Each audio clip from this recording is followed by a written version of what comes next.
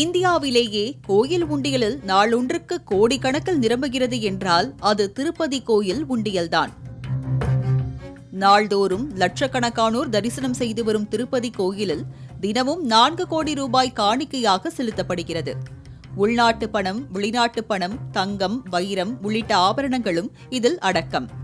அந்த வகையில் திருப்பதி கோயில் உண்டியலில் விழுந்த வெளிநாட்டு பணம் சுமார் 100 கோடி ரூபாய்க்கு மேல் திருடு போயிருப்பதாக அதிர்ச்சி தகவல் வெளியாகியிருக்கிறது. திருமலை பெரிய ஜீயர் மடத்தில் வேலை செய்து வந்தவர் ரவிக்குமார். தமிழ்நாட்டை சேர்ந்த இவர் அடிக்கடி கோயிலுக்குள் சென்று வருவதன் மூலம் காணிக்கை எண்ணும் ஊழியர்களில் ஒருவராக தேவஸ்தான நிர்வாகம் சார்பில் நியமிக்கப்பட்டார்.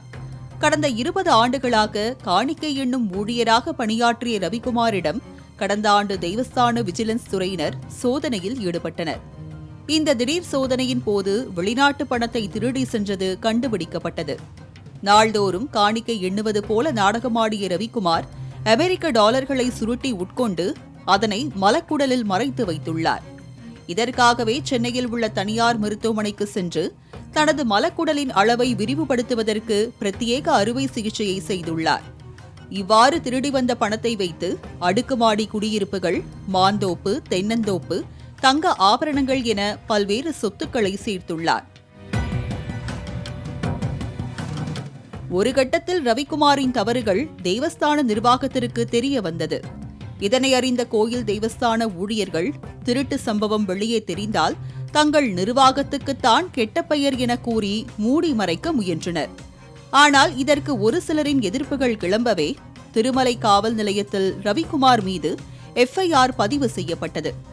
இந்த விசாரணையில் ரவிக்குமார் கோயில் உண்டியலில் இருந்து பணத்தை திருடி அதில் குறிப்பிட்ட தொகையை கோயிலுக்கே நன்கொடையாக வழங்கிய அதிர்ச்சி தகவலும் வெளியானது.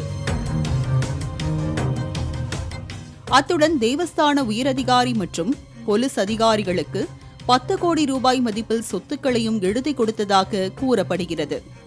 இந்த விவகாரம் கடந்த 2 ஆண்டுகளாக ஆந்திர மாநிலத்தில் சலசலப்பை ஏற்படுத்தி வந்த நிலையில் அம்மாநில அறநிலையத்துறை இதற்கு பதிலளிக்க வேண்டும் என ஆந்திர மேல்சபை உறுப்பினர் ஒருவர் தெரிவித்திருந்தார். இதன் மூலம் திருப்பதி கோயில் ஊழியரின் பிரம்மாண்ட பண மோசடி விவகாரம் வெளிச்சத்திற்கு வந்துள்ளது.